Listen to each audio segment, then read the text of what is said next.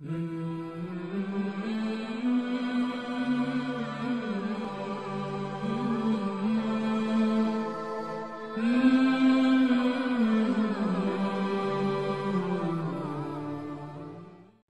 akan membahas sebab ke-17, yaitu menyia-nyiakan waktu. Banyak di antara orang menganggap waktu itu tidak penting bagi dia. Terbukti, dia selalu mengatakan, ya saya lagi santai nih, lagi nggak ada kegiatan nih. Sibuk telepon teman yang ini, sibuk telepon teman yang itu, sibuk mengikuti perkembangan politik padahal dia bukan seorang politikus, sibuk mengikuti perkembangan ini dan itu padahal sebenarnya dia tidak ada hubungannya sama sekali, gitu kan. Makanya semua teman-teman bisa saja masuk dalam hal-hal yang menyia-nyiakan waktu. Coba fokus waktu Anda itu kepada hal yang bermanfaat secara atau sesuai dengan pandangan agama, dan ya, yang tidak kalah pentingnya adalah bagaimana Anda fokus kepada yang memang sesuai dengan bidang Anda. Sehingga waktu Anda tuh mayoritasnya terisi dengan hal-hal yang bermanfaat. Kalau ada sesuatu yang Anda baru mau pelajari, sisihkan waktu sedikit saja di situ. Begitu juga kita harus prioritaskan mana yang wajib, kemudian baru pindah yang ke sunnah. Dan kalau ada waktu atau kita meluangkan sedikit dengan hal yang mubah boleh, sedikit.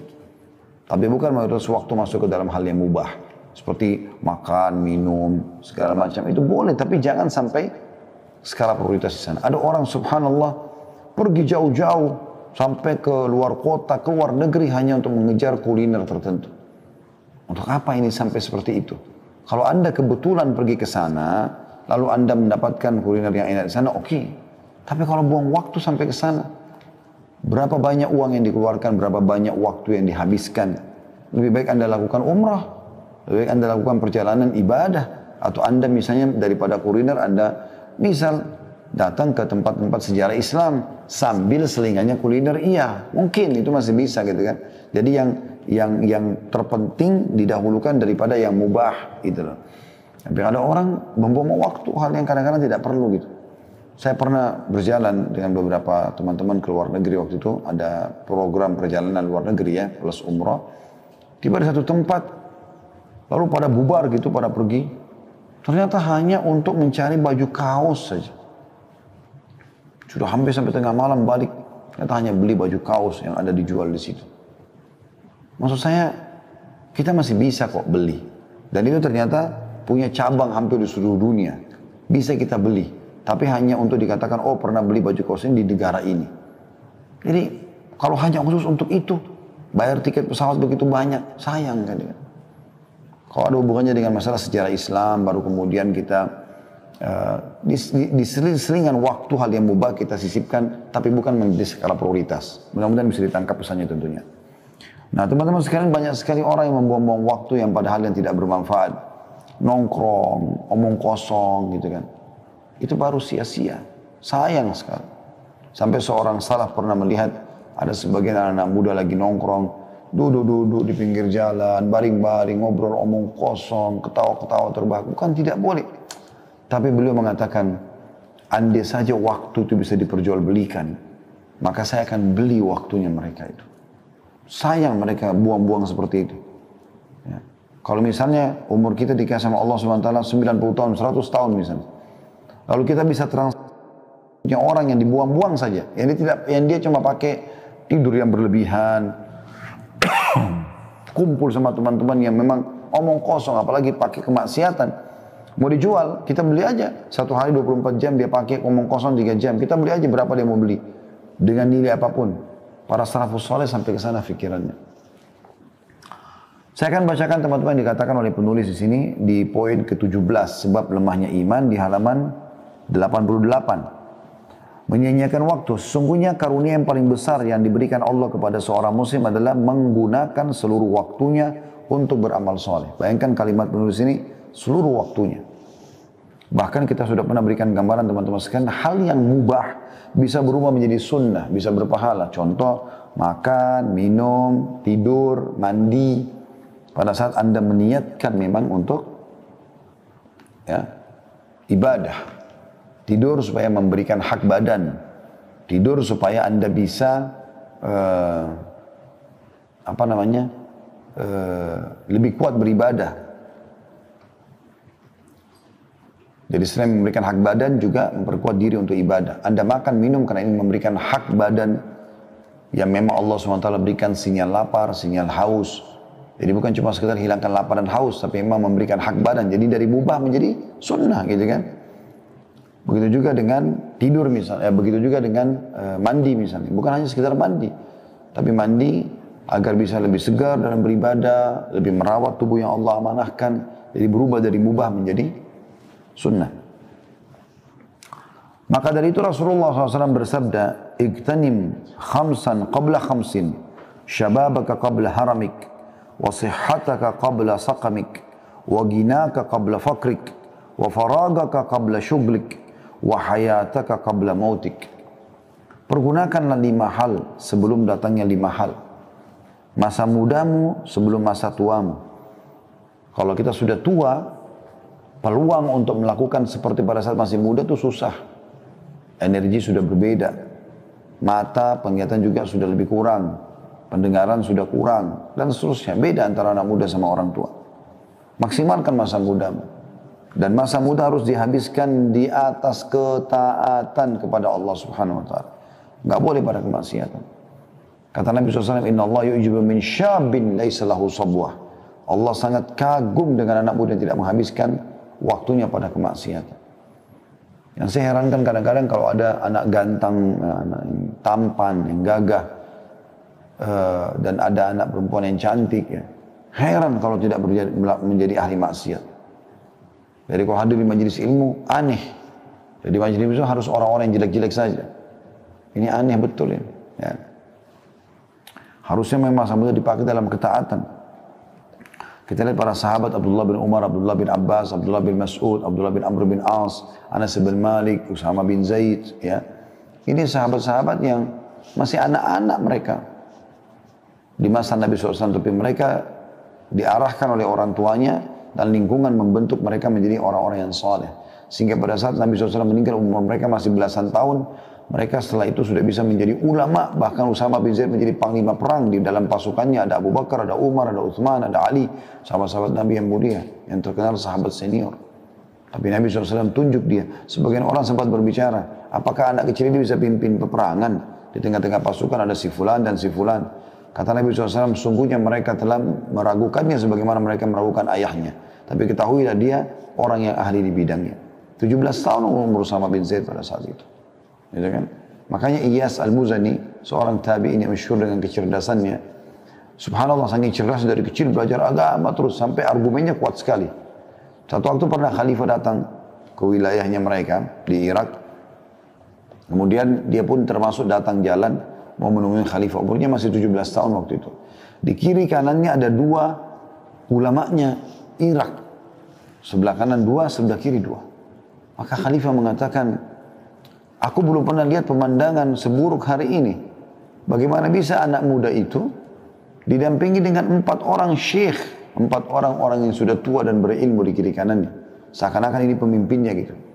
Maka khalifah bertanya, "Hai anak muda," bertanya kepada Iyas Al-Muzani rahimahullah, "berapa umurmu?" Maka dia menjawab dengan ilmu. Dia mengatakan, "Umurku wahai Amir Mukminin sama dengan umurnya Usama bin Zaid." Ya, Usama bin Zaid sahabat Nabi tadi yang jadi panglima perang di zaman akhir hidup Nabi SAW, umurnya 17 tahun. Pada saat dia memimpin pasukan ditunjuk oleh Rasulullah SAW, dan di dalam pasukan ada Abu Bakar, ada Umar, ada Uthman, ada Ali. Maka akhirnya khalifah sadar ternyata anak ini bukan anak sembarangan. Anak muda, masa muda itu dipakai dalam kebaikan, ketaatan. Kalau kita pernah lost teman-teman sekalian di masa muda kita habis dalam kemaksiatan atau hal yang tidak berguna, jangan wariskan keburukan itu kepada anak-anak. Bentuk mereka menjadi generasi Rabbani, generasi yang kita jadikan sebagai penutup kesalahan kita di masa lalu. Supaya apa yang gagal kita di masa lalu, kita tidak boleh lagi menjerumuskan mereka pada kegagalan yang sama. Nah, ada orang mewariskan masa buruknya, dia hamil di luar nikah, kemudian dia juga suruh anaknya, "Gak apa-apa kok, ibu juga dulu begitu. Gak apa-apa, Syarana, ayah juga dulu begitu." Jadi dia biarkan anaknya sama dengan dia, na'udzubillah. Yang kedua, masa sehatmu sebelum sakitmu. Selama Anda masih sehat, jaga teman-teman sekalian. Pakai dalam ketaatan. Nah kalau sudah sakit, susah. Udah nggak bisa buat apa-apa. Ada pengusaha terkenal dari Jepang, baru memimpin meeting dengan proyek jutaan dolar dan terkenal orangnya sangat sukses menjadi buah bibir di tengah-tengah orang. Malam hari dia tidur tiba-tiba stroke. Besok pagi dia sudah lupa semuanya ilmunya. Perusahaannya tinggal hanya membiayai dia sampai dia meninggal. Gitu kan? Orang tidak tahu kapan dia terjadi, apa yang terjadi masa itu kepada dia. Jadi gunakan masa sehatmu sebelum sakitmu. Kesempatan emas. Kemudian yang ketiga, kayamu sebelum miskinmu. Mumpung kaya, sedekah. Kalau sudah miskin, sudah susah nanti. Mumpung kaya, umrohlah, hajilah, bersedekahlah. Itu yang ketiga. Yang keempat, waktu luangmu sebelum sibukmu. Jadi kalau pas ada waktu kosong, pakai dengan hal yang baik, hal yang positif. Kalau hal yang mubah masih boleh, tapi kalau sudah masuk kepada hal yang haram jangan. Tapi kesempatan emas, mumpung lowong, pakai untuk hal-hal yang bermanfaat. Dan yang terakhir, yang kelima adalah hidupmu sebelum matimu. Orang kalau sudah mati terputus amalnya, kecuali sebagian kecil. Mungkin bisa terjadi, ya, kalau dia sudah mempersiapkan amal jariah misalnya buat dia, dan seterusnya. Ya. Jadi ada seseorang di Yaman, kaya raya,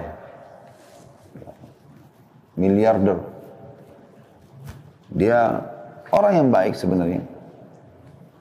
Tapi dia selama ini selalu sibuk mengembangkan usahanya terus. Satu waktu ini yang membuat dia sadar sampai diangkat kisahnya itu kisah tentang 2 kilo atau sekilo anggur. Penyebab dia sadar. Dia lewat, waktu dia mau ke rumahnya, ada orang yang baru petik anggur dari pohonnya dijual di pinggir jalan. Dia lihat, buah ini ranum, kelihatannya segar sekali. Dia beli, sekilo atau 2 kilo kalau saya salah ingat sekitar begitu. Dengan niat dia ingin bawa ke rumahnya, supaya nanti di rumahnya bisa makan sama anak dan istrinya. Begitu tiba di rumah, dia bilang sama anaknya sama istrinya, ini nanti sebentar habis sholat duhur kita makan sama-sama. Persiapkan aja, dikasihlah kepada mereka. Kemudian dia pun duduk lalu sholat duhur di masjid.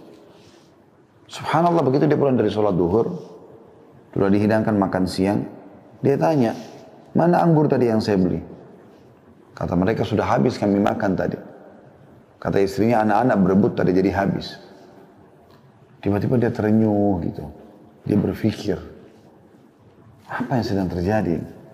Sebenarnya orang ini mampu membeli seluruh kebun kurma, seluruh kebun anggur itu. Karena dia orang kaya raya, mampu dia beli, bukan cuma sekilo 2 kilo. Tapi mungkin pada saat itu, memang dia beli untuk sama-sama dinikmati. Kenapa dia nggak dilibatkan? Dia langsung berdiri, dia nggak makan siang, dia keluar, dia keluarkan hampir seluruh uang perusahaannya, dibangunkan masjid, bangun berapa masjid, bangun rumah anak yatim, proyek-proyek sosial, semua dia sibuk dengan itu. Orang-orang tiba-tiba heran melihat karena dia tidak pernah lakukan itu. Setelah selesai proyek itu ada yang bertanya, kenapa Anda tiba-tiba melakukan semua ini? Dia bilang, gara-gara sekilo atau 2 kilo anggur. Dia ceritakan. Saya beli, saya bawa ke rumah. Ternyata saya mau makan sama-sama. Mereka tidak memperdulikan keinginan saya itu. Padahal cuma sekilo anggur. Atau 2 kilo anggur. Mereka makan sendiri. Maka bagaimana saya bisa harapkan mereka pada saat saya sudah meninggal. Mereka akan membangun masjid buat saya. Mereka akan berbuat amal saleh buat saya. Anggur saja mereka tidak mau sisain buat saya. Ini kan banyak terjadi begitu. Suami bawa makanan ke rumah. Pulang pengen makan, sudah nggak ada. Anak-anak sama istri sudah makan habis kan. Nggak ditinggalin buat suaminya. Nggak dilatih anak-anak biasa berbagi dengan ayahnya. Padahal dia yang kerja setengah mati. Subhanallah, seperti itulah. Jadi maksimalkan masa hidup sebelum matimu. Karena kalau sudah mati kita belum tentu bisa berbuat. Apalagi kita berharap ahli waris kita melakukan, belum tentu. Belum tentu semua itu. Kalaupun dia lakukan, berapa banyak yang dia lakukan dari kebaikan. Pasti juga akan penuhi kebutuhannya. Selanjutnya kata penulis, dan karena sangat urgennya waktu, maka Allah SWT telah bersumpah demi waktu dalam kitab suci, dalam surah Al-Fajr ayat 1 sampai ayat 2, A'udzubillahi minasyaitonirrajim. wal fajri walayalin ashr, demi fajar, waktu dari mulai pagi hari dan 10 malam. Walaupun ayat ini berbicara tentang 10 awal pertama atau 10 hari pertama bulan Zulhijjah ya. Juga yang sangat masyhur tentang surah Ad-Duha ayat 1 sampai ayat 2. A'udzu billahi minasyaitonir rajim wad-duha wal-laili idza saja. Dan demi waktu matahari sepenggalan naik dan demi malam apabila telah sunyi. Dua-duanya harus kalian maksimalkan. Dan yang masyhur surah Al-Asr. A'udzu billahi minasyaitonir rajim wal-'asr. Innal insana lafi khusr, demi waktu yang kalian lalui di dunia. Banyak manusia dalam kerugian. Illa alladziina aamanu wa 'amilus shalihat, kecuali orang yang sibuk dengan beriman dan beramal saleh. Wa tawassaw bil haqqi wa tawassaw bis sabr, saling memberikan wasiatlah untuk kebaikan dan saling memberikan wasiatlah untuk kesabaran. An-Naisaburi dalam kitab tafsirnya yang berjudul Gharaibul Quran tentang hikmah sumpah Allah dengan waktu, ia berkata, tidak ada suatu apapun yang lebih berharga daripada waktu.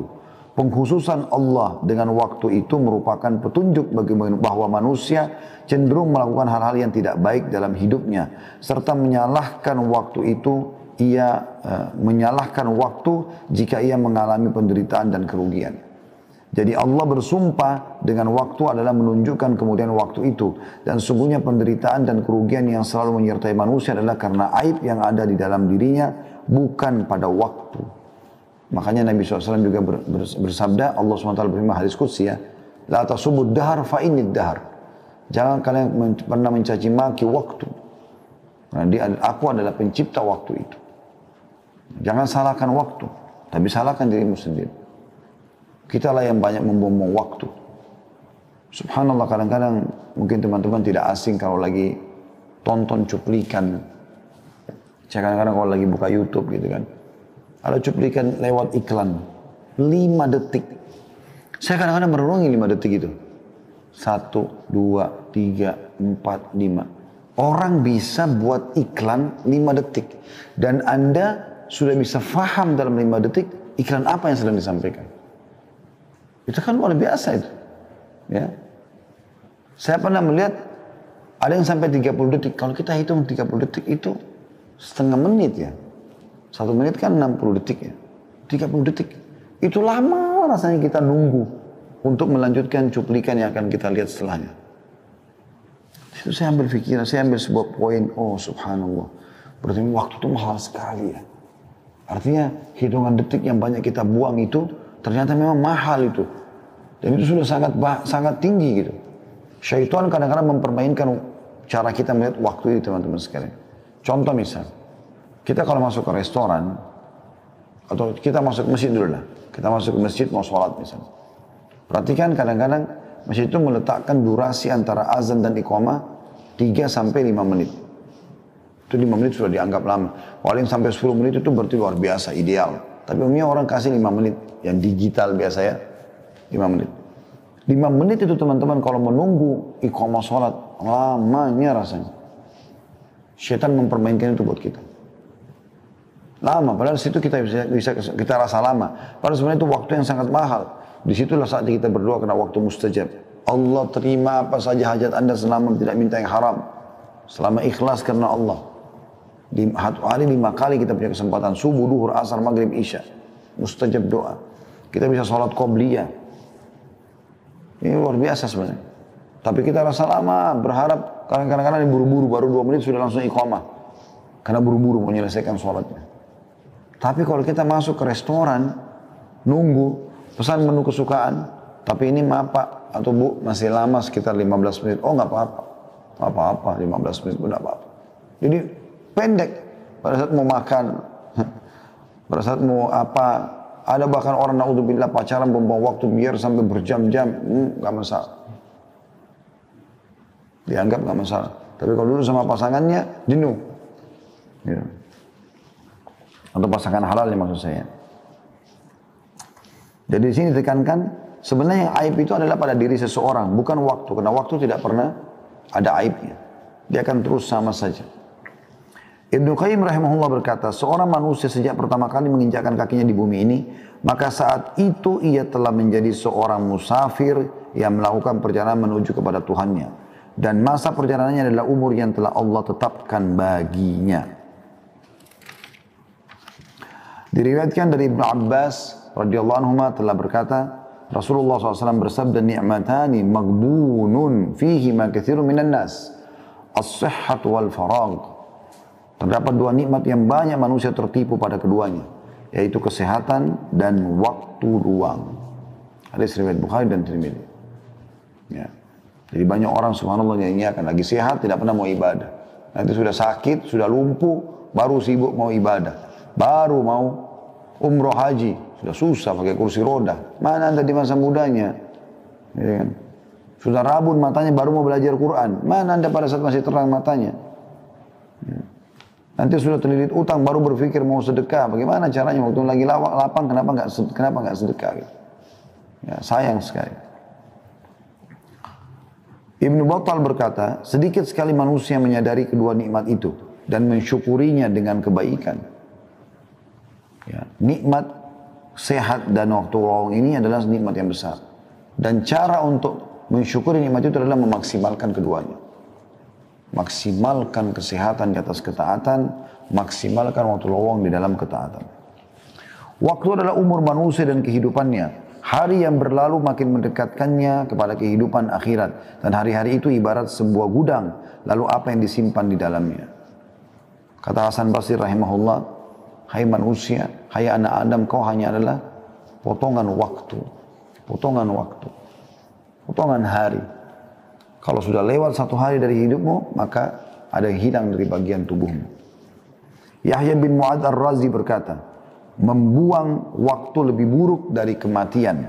Sekali lagi, Yahya bin Mu'adz Ar-Razi berkata rahimahullah, membuang waktu lebih buruk daripada kematian. Sebab membuang waktu berarti menghentikan kebenaran, sedangkan kematian berarti perpisahan dengan manusia. Seorang pria berkata kepada Daud At-Ta'i, nasihati aku. Maka kedua matanya berlinang air mata dan berkata, wahai saudaraku, sesungguhnya siang dan malam adalah fase-fase yang dilewati oleh manusia satu persatu. Hingga semua itu berakhir sampai pada akhir perjalanan mereka. Maka jika engkau mampu untuk menyiapkan bekal setiap hari, maka bagi dirimu untuk menghadapi kematian, maka lakukanlah. Karena sungguhnya perjalanan itu akan berakhir dengan cepat, atau bahkan lebih cepat dari apa yang engkau duga. Maka hendaknya engkau membekali dirimu dan lakukanlah sesuatu yang pernah engkau lakukan untuk bekal itu. Dan sungguhnya aku akan mengatakan kepadamu semua, sedang aku tidak mempunyai seseorang yang lebih mengabaikan waktu daripada aku sendiri. Karena kan kemudian beliau bangkit dan pergi meninggalkannya. Ya. Jadi orang-orang yang banyak memahami tentang masalah pentingnya waktu ini, betul-betul mereka berhati-hati sekali. Setiap detik dalam hidupnya, setiap menit, setiap jam, setiap fase waktu pagi, siang, sore, malam adalah sesuatu yang berharga bagi dia. Dia tidak akan sia-siakan. Dia cuma selalu bertanya kebaikan apa setelah kebaikan apa. Jadi selalu kebaikan kepada kebaikan yang lain. Terus saja begitu. Kata beliau, semoga Allah memberikan rahmatnya kepada para salaf atau pendahulu kita. Mereka benar-benar mengetahui akan pentingnya waktu dan mereka benar-benar telah memeliharanya dengan sebaik-baiknya. Hingga mereka tidak pernah membuang waktu walaupun sesaat. Dan alangkah celakanya kita, walau kita berlalu dengan sia-sia tanpa faedah. Atau waktu kita berlalu sia-sia tanpa faedah. Kematian selalu datang menimpa orang-orang yang berada di sekitar kita secara tiba-tiba. Akan tapi semua itu tidak menjadi pelajaran dan peringatan bagi kita. Bahkan yang terjadi adalah penyanyian terhadap waktu dan sikap selalu tanda kutip menunda-nunda dan terus menunda. Celakalah, kemudian aduhai, betapa waktu-waktu berlalu dan tidak akan pernah kembali. Lalu apa yang telah kita simpan di dalamnya dan bagaimana kita telah menyanyiakannya. Pernah Hasan Basri rahimahullah jalan dengan seorang anak muda, ngantar jenazah. Pas lagi antar jenazah, karena dia seorang ulama, orang perhatikan apa yang dia lakukan. Dia sambil berzikir, subhanallah, alhamdulillah, wa la ilaha illallah, Allah akbar, terus berzikir. Tapi hanya dia sendiri yang mengucapkan. Rupanya ada satu anak muda perhatikan itu. Dia bertanya, wahai imam, kalau imam itu kayak kita kiai, kenapa anda berzikir lagi antar jenazah? Maksudnya, apakah ini ada perintahnya, gitu kan? Bisa nggak jelaskan ke saya? Tapi dia mengatakan, kenapa anda berzikir? Kata Hasan Basri rahimahullah, diamlah wahai anak muda dan berzikirlah. Karena yang sedang kita antar ini sudah tidak bisa berzikir. Bayangkan, mereka ambil pelajaran dari jenazah itu yang sedang diantar. Tiba-tiba Hasan Basri berpikir, sekarang sudah mati, gak bisa lagi berzikir. Andai dia dikasih kesempatan hidup, dia akan berzikir. Maka sekarang kita mumpung hidup berzikir loh. Seperti itu. Allah berfirman tentang bagaimana penyesalan orang yang menyia-nyiakan waktunya. Nanti pada hari kiamat mereka menyesal. Dalam surah Az-Zumar ayat 56 yang bunyinya a'udzubillahi minasyaitonir rajim. An taqula nafsun ya hasrata ala ma farrattu fi jambillahi wa in kuntu laminas sakhirin. Supaya jangan ada orang yang mengatakan amat besar penyesalanku atas kelalaianku dalam menunaikan kewajiban terhadap Allah. Sedangkan aku sesungguhnya termasuk orang-orang yang memperolok-olok agama Allah. Maksudnya menyesal kenapa dulu waktunya disia-siakan pada hal yang tidak bermanfaat. Makanya Ikrimah bin Abi Jahal radhiyallahu anhu, walaupun dia dulu benci sekali Islam bersama ayahnya Abu Jahal, tapi ayahnya meninggal dalam keadaan kufur. Dianya meninggal dalam keadaan Islam tentunya. Bahkan mati syahid radhiyallahu anhu. Setelah masuk Islam, dia baru menyadari. Setiap dia pegang Al-Quran, dia baca, sambil nangis dia mengatakan, ini perkataan Tuhanku yang aku sia-siakan selama ini. Ini perkataan Tuhanku yang aku sia-siakan selama ini. Sambil dia baca Al-Quran itu. Kata penulis, dan problem yang berakar di dalam dunia kebangkitan Islam adalah masalah waktu. Sangat banyak waktu terabaikan. Betapa banyak hari berlalu tanpa arti. Seseorang di antara mereka hidup selebor tidak terarah, penuh dengan kebimbangan, tidak ada pedoman. Sudah tentu yang demikian akan menghasilkan kerugian besar bagi dirinya. Ibnul Jauzi berkata, aku melihat kebanyakan manusia umumnya melewati waktu mereka dengan cara yang aneh. Jika datang malam, maka mereka menghabiskan waktu untuk obrolan kosong yang tidak berguna. Atau membaca buku komik dan cerita murahan. Sedangkan jika datang waktu siang, maka mereka tidur atau menghabiskan waktunya atau duduk-duduk di pasar saja. Semoga Allah memberikan rahmatnya kepadamu wahai Ibnul Jauzi yang telah menasihati tadi kita. Karena demi Allah kata penulis, seakan-akan engkau menggambarkan keadaan kami saat ini dengan ucapanmu itu. Seakan-akan engkau hidup di tengah-tengah kami dan engkau melihat keadaan kami. Benar-benar satu orang bernilai 1000 dan 1000 bernilai seterumpa. Saya sangat prihatin terhadap sikap sebagian orang konsisten atau yang istiqomah, yaitu mereka yang telah menyia-nyiakan waktunya hingga hilangnya umur mereka. Berkumpul-kumpul hampir rutin setiap hari. Mereka tidak mengambil faedah sedikit pun darinya. Walaupun hal itu tidak membahayakan mereka. Tapi perbuatan yang mereka lakukan itu sama sekali tidak mendatangkan manfaat apapun. Bahkan terkadang mereka menertawakan diri mereka sendiri. Di mana mereka berkumpul lalu seorang di antara mereka berkata, mari kita pergunakan kesempatan ini untuk membaca buku atau mendiskusikan masalah ini. Namun tak lama kemudian mereka akan asyik kembali pada keadaan mereka yang pertama, yaitu membicarakan orang lain, memperolok-olok orang lain. Lalu setelah itu mereka menganggap bahwa mereka telah mempergunakan waktu mereka dengan baik. Mereka itu bagikan kusir tanpa unta dalam kurung yang ia tunggangi. Jadi banyak orang yang seperti itu keadaannya. Bagaimana mereka menyia-nyiakan waktu pada hal-hal yang kosong. Makanya teman-teman, saya sarankan kalau lagi duduk-duduk sama teman-teman umumnya, teman-teman Anda tentunya ya, Anda kumpul-kumpul laki-laki sama laki-laki, perempuan sama perempuan, ingat kalau kita lagi kumpul, siapa yang pertama melempar menu pembicaraan, maka itulah akan menjadi buah bibir di situ. Usahakan Anda sudah paham agama supaya waktu tidak sia-sia. Pada saat lagi ada pembicaraan, atau akan dimulai pembicaraan, Anda coba mulai pembicaraan positif supaya itu menjadi menu. Karena pembicaraan itu seperti menu makanan ya. Apa yang dihidangkan maka orang akan incipin itulah. Jadi jangan biarkan ada orang fasik atau perempuan fasika yang mulai melempar pembicaraan. Karena kalau mereka memulainya akan menjadi konsumsian nanti. Ada yang ceritakan tentang enaknya, asyiknya perzinahannya, asyiknya minum mabuknya, asyiknya narkotikanya dan segala macam. Akan menjadi pembicaraan dan akan bisa mempengaruhi orang di sekitar situ.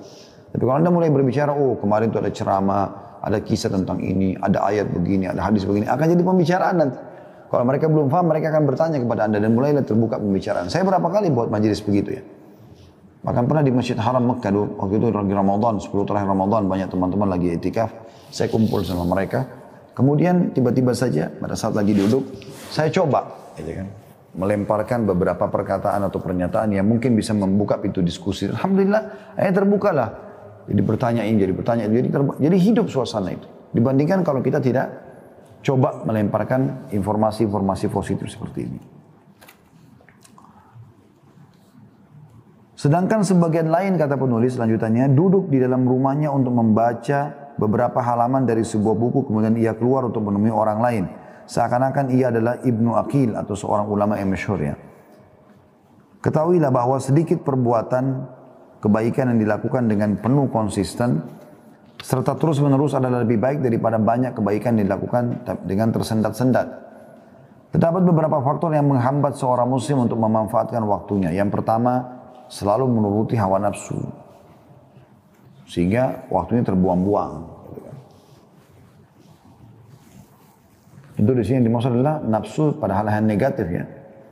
Karena kalau nafsu yang dilampiaskan pada pasangan halal, itu tidak ada masalah. Ya, atau mengurus sesuatu yang nanti ada manfaatnya dengan kedekatannya kepada Allah SWT. Karena Nabi SAW mengatakan itu.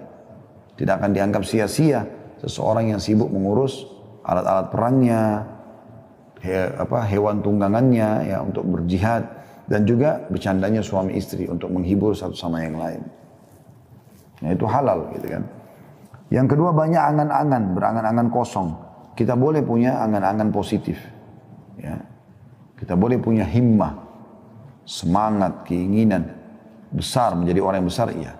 Tapi jangan angan-angan kosong, teman-teman. Jadi kadang-kadang angan kosong seperti misalnya, bagaimana ya kalau tiba-tiba malam ini tidak ada ya, siang aja yang ada. Lalu terjadi diskusi panjang lebar tentang masalah itu. Apa manfaatnya? Kan tidak akan mungkin terjadi. Tidak akan mungkin terjadi. Bagaimana kalau perempuan di muka bumi sudah tidak ada lagi semuanya, laki-laki semua, bagaimana ya? Untuk apa dibicarakan? Manfaatnya apa? Terus terjadi pembicaraan panjang lebar dalam masalah itu. Itu kadang-kadang angan-angan kosong. Kemudian yang ketiga, hati yang hampa. Hati yang hampa ini maksudnya adalah hati yang kosong dari ilmu, dari iman, ya. Isinya hanya duniawi saja.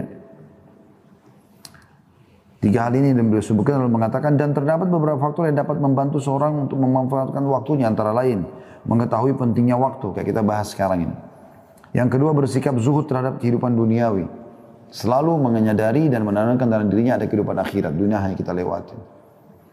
Sehebat apapun Anda jaga kesehatan, setampan dan secantik apapun paras wajah Anda, ya, setinggi apapun titel pendidikan, sebanyak apapun harta Anda kumpulkan, Anda akan mati. Kita semua calon mayit, dibungkus kain kafan, semua akan ditinggalkan. Dan hanya jadi kenangan, oh itu sepatunya dia, oh itu bajunya dia, oh itu rumahnya dia, oh itu istrinya dia, oh itu suaminya dia, itu anaknya dia. Dan Anda hanya dikenang beberapa hari. Saya pernah kasih contoh rasional itu ya. Kalau kita telusuri ke atas kita, ayah mungkin kita masih kenal. Kakek mungkin sebagian kita masih kenal. Sebagian bukan semua. Ayahnya kakek, saya yakin kita sudah tidak kenal. Mungkin kita tidak tahu dia nikah sama siapapun. Kita tidak tahu berapa anaknya. Jarang orang tahu. Apalagi kalau kita sudah bicara kakeknya kakek. Lebih jauh lagi. Artinya, generasi yang akan mengenang Anda yang terdekat saja. Selebihnya sudah tidak diingat lagi. Makanya ada pepatah mengatakan, sesungguhnya manusia itu mati dan tidak mati tulisannya. Atau tidak mati amal solehnya. Iya, itu benar. Amal jariahnya, itu benar. Maka tinggalkan pada saat kita meninggal, teman-teman, sesuatu yang terus membuat kita panen pada saat kita sudah meninggal.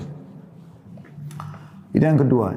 Yang pertama tadi mengetahui pentingnya waktu. Yang kedua, bersikap zuhud terhadap kehidupan dunia. Yang ketiga, ingat akan mati. Jadi kita pasti akan meninggal dunia. Yang keempat, takut kepada Allah. Jangan sampai melanggar hukum-hukumnya karena hukumannya berat. Yang kelima, selalu berdoa agar diistiqomahkan. Seperti doa yang masyhur yang Nabi SAW ajarkan kepada sahabatnya Mu'adz bin Jabal radhiyallahu anhu. Pada saat lagi boncengan di satu tunggangan, lalu Nabi SAW mengatakan, hai Mu'adz, demi Allah aku mencintaimu. Maka aku ingatkan, jangan pernah kau meninggalkan selepas sholat 5 waktu. Allahumma inni ala dzikrika wa syukrika wa husni ibadatik. Ya Allah, tolonglah aku agar selalu ya, berzikir kepadamu, bersyukur kepadamu, dan juga memperindah ibadah untukmu. Selanjutnya yang keenam, menumbuhkan kemauan tinggi. Maksudnya untuk menjadi orang yang baik. Yang ketujuh, mengetahui akibat buruk pengangguran. Kata Umar bin Khattab radhiyallahu anhu, kadang-kadang saya lewat atau ada orang lewat di depan saya kagum dengan tampan dan penampilannya. Tapi pada saat saya tanya, dikatakan dia pengangguran, maka jatuh dari mataku. Pernah juga ada orang duduk-duduk di masjid. Oleh Umar bin Khattab dilihat, ini orang duduk, ditanya sama Umar, kenapa kalian di sini? Mereka bilang, kami sedang menunggu rezeki Allah. Kata Umar sambil menghardik mereka, keluarlah dari masjid. Carilah karunia Allah, karena belum pernah Allah catatkan akan turun hujan emas dan perak dari langit. Itu yang ke-7, mengetahui akibat buruk pengangguran. Yang ke-8, membuat jadwal yang variatif untuk menghabiskan waktu. Dari positif ke positif. Dari sini ke sana. Jam sekian sampai jam sekian. Kita tahu, kalau perlu kita hitung per detiknya. Yang ke-9, mengetahui keutamaan nilai masa muda. Karena kita, kalau tahu ternyata kalau masa muda kita sehat, segala macam, kita lebih kuat lah. Teman-teman yang sudah tua mungkin mengetahui masalah itu. Bahkan pepatah bahasa Arab mengatakan, Laita syababu ya'udu yauman. Coba seandainya masa muda bisa kembali sehari saja. Saya bertambah Anda menyembunyikan keriput-keriput wajah Anda, tubuh Anda. Kalau masa tua datang, pasti akan seperti itu. Sampai sebagian ulama mengatakan, datangnya generasi kalau orang sudah punya anak, makin banyak anaknya dan makin tumbuh besar anaknya bertanda-tanda kematian dia. Karena sudah ada generasi yang akan menggantikan dia. Yang ke-10, mengetahui teknik bagaimana orang-orang soleh memanfaatkan waktu mereka. Ini dengan cara banyak membaca kisah orang-orang soleh. Makanya teman-teman kita membedah tablik akbar, serial tentang sahabat sampai 40 lebih episode ya, insya Allah Allah teruskan lanjutkan kita bedah sampai 4 jilid buku serial sahabat. Kita juga akan masuk insya Allah nanti ke serial sahabiat, kita akan masuk ke 25 kisah Nabi dan Rasul dan seterusnya. Kata penulis sebagai penutup, maka berhati-hatilah wahai saudaraku yang konsisten untuk tidak membuang waktumu dengan sia-sia hingga engkau kehilangan kebahagiaan hidup di akhirat. Dan hendaknya engkau selalu ingat tentang sesuatu yang telah engkau lakukan untuk agama dan untukmu, ya. Dan jadikanlah Allah dan kehidupan akhirat sebagai perhatian dan tujuanmu. Kalau Anda biasa, subhanallah, biasa memaksimalkan waktu, Allah subhanahu wa ta'ala akan memberkahi waktu Anda itu. Saya kasih contoh misal, tentu ini bukan karena sayanya, tapi saya kasih contoh apa yang terjadi saja. Saya pernah subhanallah di salah satu tahun-tahun yang lalu, mungkin sekitar 4-5 tahun yang lalu, waktu itu musim haji saya nggak haji gitu. Ada beberapa jemaah yang memang kenal saya dan punya nomor handphone saya. Maka lagi haji, mereka sibuk bertanya kepada saya, Ustaz, saya besok akan masuk ke Mina, hari Tarwiyah, apa yang saya harus lakukan? Ustaz, besok ke Arafah, apa yang saya lakukan? Ustaz, saya sekarang lagi di Arafah, jam sekian di sini sekarang, apa yang saya harus lakukan? Apa hukumnya begini, apa hukumnya begitu? Padahal di travel itu ada ustadznya. Ada ustadznya. Saya tiba-tiba berpikir pada saat itu, subhanallah. Alhamdulillah Allah masih mau, maha suci Allah, ya. Dan segala puji bagi Allah, Allah masih mau libatkan saya di pahala hajinya orang ini. Kenapa kok dia terfikir dan siapa yang gerakkan dia untuk bertanya ke saya? Kenapa dia tidak bertanya kepada ustadznya yang ada di kemahnya dia? Maka Allah mau melibatkan kita di situ. Kalau teman-teman membiasakan diri untuk memaksimalkan waktu, Allah akan berkahi itu. Bahkan kadang-kadang subhanallah, Allah mendatangkan sumber pahala kita tanpa kita sadari. Tiba-tiba kita lagi duduk, baru mau duduk istirahat sebentar, ada yang tanya tentang alamat taklim di mana, kita kirim. Tiba-tiba kita lihat cuplikan, oh ternyata ini cuplikan tentang penyadaran, tentang keimanan, tentang masalah kematian. Tiba-tiba kita share ke grup. Ada saja subhanallah manfaat yang diberikan. Tinggal bagaimana Anda membiasakan untuk mengerjakan perbuatan baik itu, Allah nanti akan mudahkan kita selalu mengerjakannya. Bahkan akan muncul ide-ide yang sangat banyak dari perbuatan amal soleh itu.